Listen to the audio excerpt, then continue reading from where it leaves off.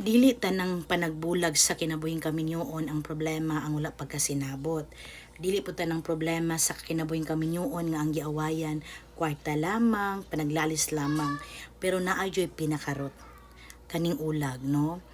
Daghang nagbulag karon especially sa mga LDR relationship nga layo ang ilang bana, layo ang ilang asawa, plus sila pong magtiayon, dili pud sila mainampuon. Daghang nasakpan nga nangabit, daghang nasakpan nga nanaylaing kaipon to sa layo, wala nagiuli ang pamilya. So inaana nga mga senaryo ba nga natintal o giagaw sa uban. Muna igsuon sa kinabuhing kaminyoon, importante jud kay nang stay connected always, no? Ilabi na kung ang inyong relasyon karon lagyo mo, dapat hugot yutang magampo sa Ginoo. Kay may posibilidad na matintal ang nilakaw or may posibilidad ang nabilin ang mutintal. Pero mutuod jud ko nga kung ang tao may nampuon na jud mo pareho, may kahadlok man mo sa Ginoo, bisan paglayo mo sa usag-usa, wala jud mo abot nga mga tentasyon nga makaguba sa iyong kinabuhing kaminyon. Muna igsuon importante jud kaayo ng kanang gasa sa minyo, no? Bata pa ta, pwede pa ta, dili gyud nato ihikaw na sa usag-usa ang kalipay sa kaminyoon nga mao ang lovemaking. Kita nga asawa, di nato idumili sa atong bana nga sige nga sila mohangyo, dili ta anang kabayo nga buratag manipa, dili ta anang magsaad-saad ta nga ugma na, pag paninglan ta ugma na pod, makapiko na nila. Dayon, atong ihatag kay dili pud sa tanang panahon kapoy ta, dili sa tanang panahon nga mobalibad ta, pero kung ato nang ikanunay, root na siya sa pagpakasala sa tao. Kay dili man tanang lalaki buutan, dili kapugong nay uban, dili kapugong need yun na siya rason matintal.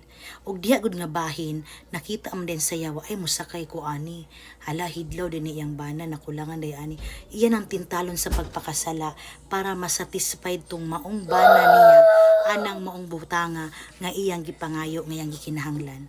And hunahuna kung ugali makasala man siya, kung natintal man siya, apil bi kang paninglan sa Dios niya na. Ngano man, kung wala pa lang ka ni balibad or nibuhat ka sa imong katungdanan, isip asawa nga maghatag kalipay kaniya, dili siya makasala, di ba?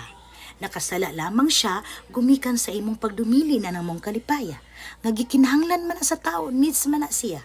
Gigasa na sa Ginoo para sa mga minyo, nganong idumili man na. So diya makita nga kung nakasala man ang imong banag asawa, manubag siya sa Ginoo, pero apil sad kang paninglan kay binaagi usab nimo natintal man siya sa imong pagdumili ug paghikaw ni anang butanga.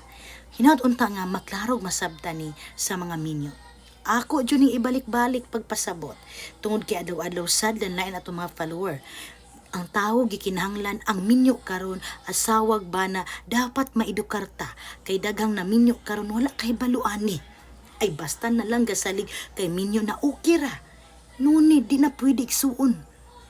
Kanang butanga nato kun di nato na idumili nato na sa atong kapikas sa kinabuhi, manubag ta ni ana. Kay mao na atong gipanumpaan nga kalipay nga saluhan sa kinabuhing kaminyoon. O nganong mangdaghang banag asawa karon idumili man na, unless lang no kung nagsakit na ta di ta pwede, kung naay mga valid nga rason. Pero kung walay valid nga rason, dili na pwede atubangan sa Ginoo makasala ta matag usa ni ana. Amen.